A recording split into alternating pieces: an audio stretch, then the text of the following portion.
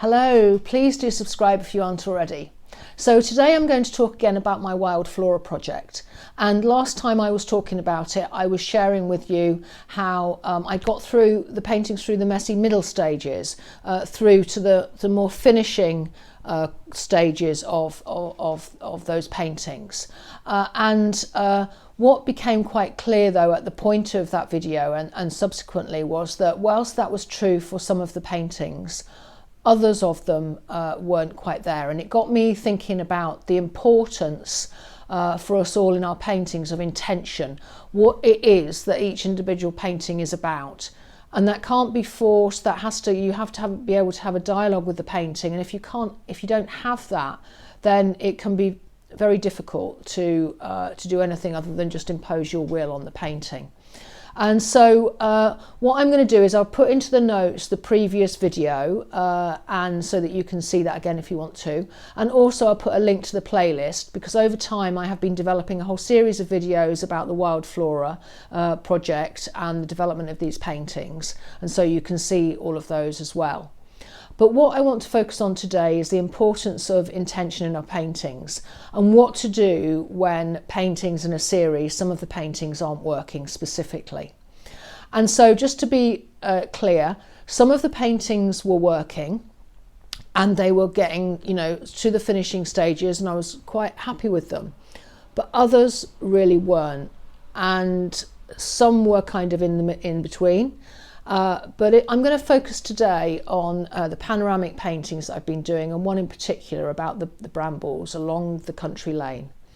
And so what I think I have a tendency to do, or what we probably all do, is that within a series of paintings, some might be working a lot better than others. And that's all really very helpful, because then what you can do is that you unpick what is working about those, and that can help you to develop and evolve the ones that aren't working so well.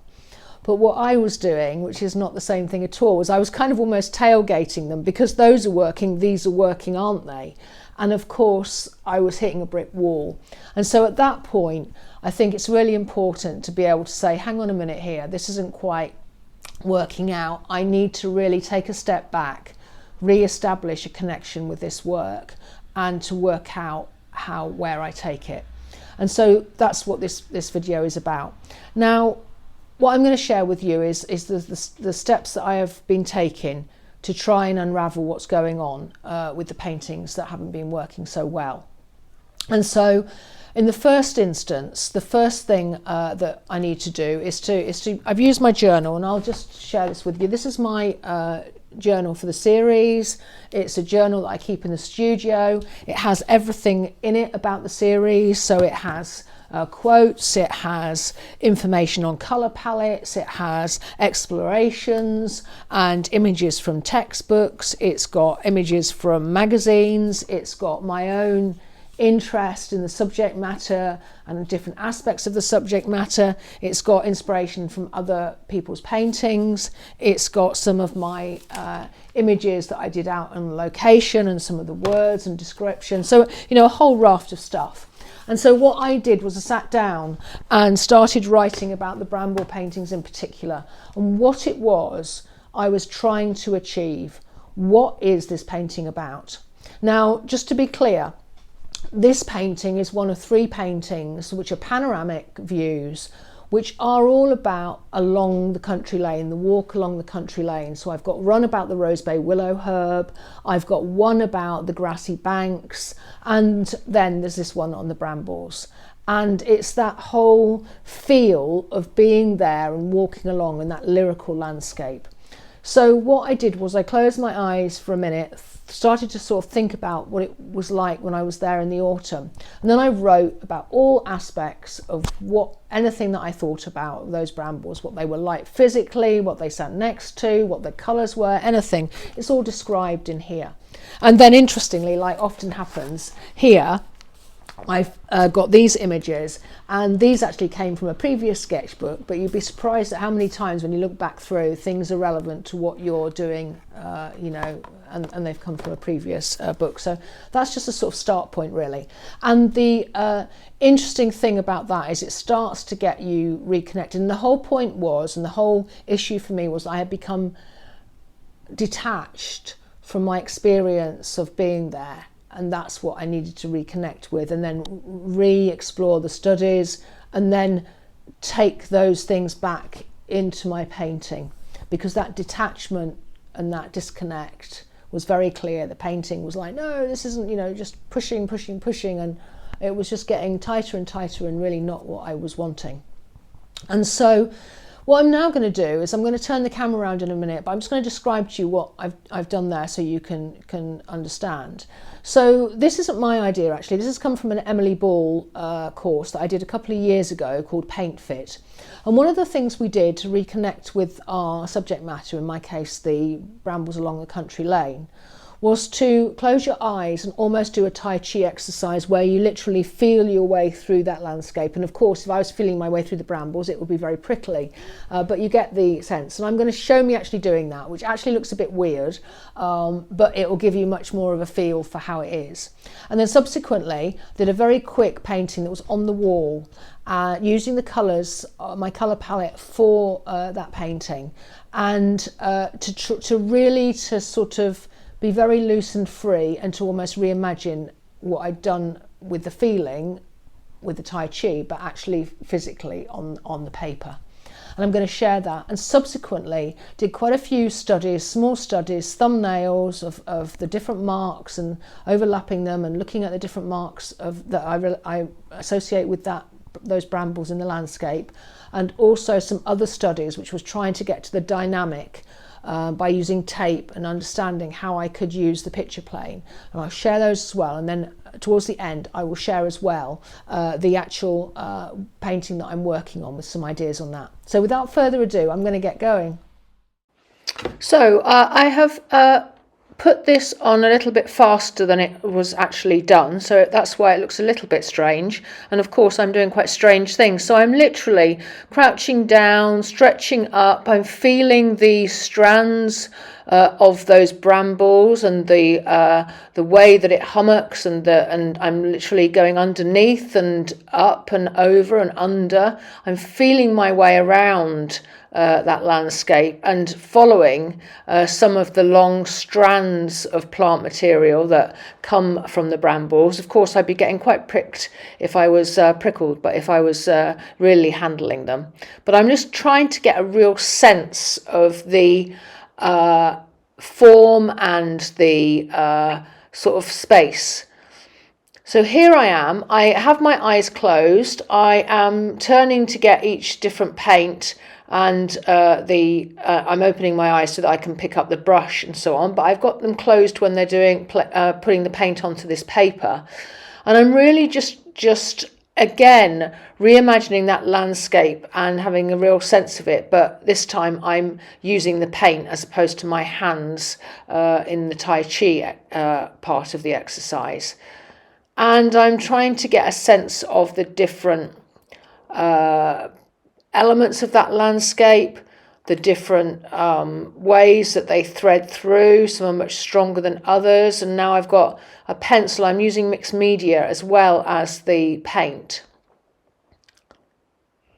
Here I am rubbing in the grassy sort of textures at the bottom, and more grasses again with the goldy colours that sort of tend to sort of wrap around and get involved with the brambles. And then here is the sort of like the autumny colours and those orangey leaves and elements of the structure. And here's the full thing with quite a sense of energy. And I think you get a sense of that hummocking and that expanse. So these are some of the thumbnails that I did subsequently, and these are just small A6 pieces of paper. I was only working on them for a couple of minutes, and literally I was placing, plonking, overlapping, trying to put in different ways the marks that I recalled of that landscape, and I kept it monochrome so I wasn't getting too confused with colour, and I used the purpley colour, as you can see. And I think it's interesting to see how repetitive some of them are, but how you can actually arrange the same thing quite differently. So these were just start points for me. They're just getting me into that mode of what the marks are of that landscape. And it's just a really quick exercise that is actually quite helpful to keep coming back to.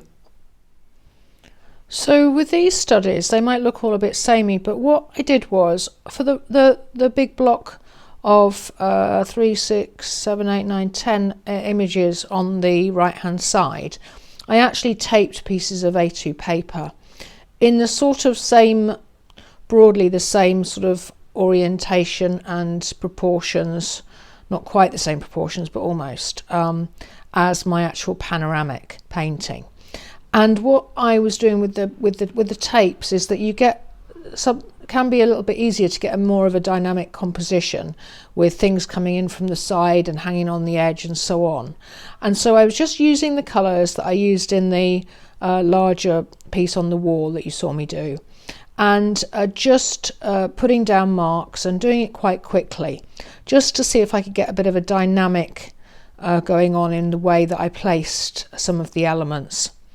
And then on the left hand side, all I've done is, though I've done similar sort of pieces, but this time not taped, just relying on my sort of thinking about being, having things hanging off the edge or coming in from the side and so on.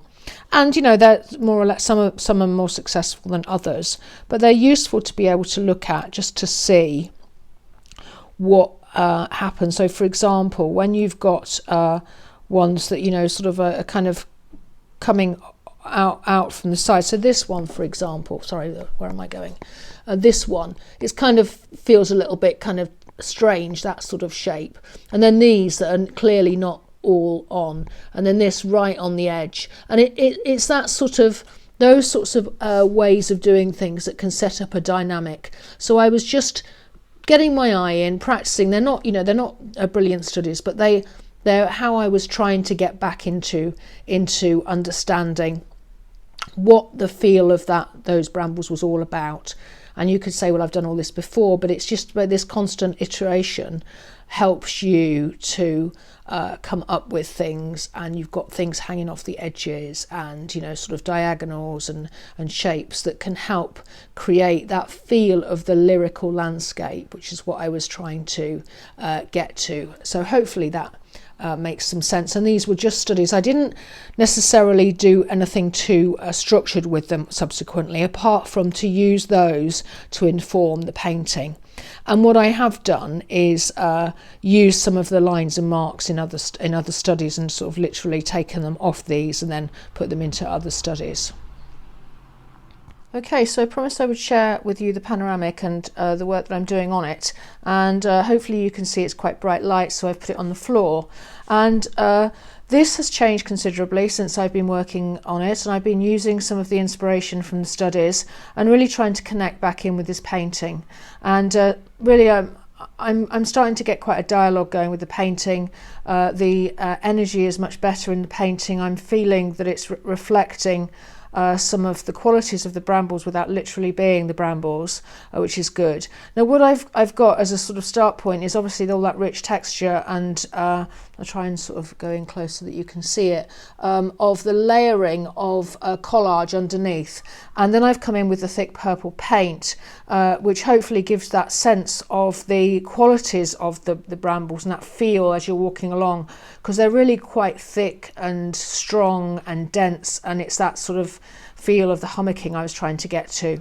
So I'm still working on this, but I'm evolving it as I go, using the inspiration, and I'm actually using short bursts of time now rather than labouring it too much, because of that gets too tight and it's going to lose the feel I want. So I'm just trying to keep it loose and fresh, really. So on the right hand side, that feel of the sort of undergrowth without actually representing it, if I go in as what I was after there, and I had to really get out of my own way with that and dance around the studio. And I'm also, just to show you quickly, those are the other two panoramics that are this sort of shape. I don't want to show too much detail, they're mostly finished. And I'm also, in order to keep things loose as well, I'm not just working on this one. I've also got another bigger one on the go, which is at early stages. And again, I used one of the Tai Chi type of drawings to inform that, just so that you can get a sense of what I'm up to. So thank you very much for watching. Please do like and subscribe, and as ever I'd love to hear your comments, and I'll catch you next time. Oh, and one thing, when I do release this Wild Flora paintings, I'll be releasing them to my newsletter subscribers first, so if you'd like to see them first, then please do subscribe, and I'll put the link to that in the notes. Thanks a lot. Bye bye.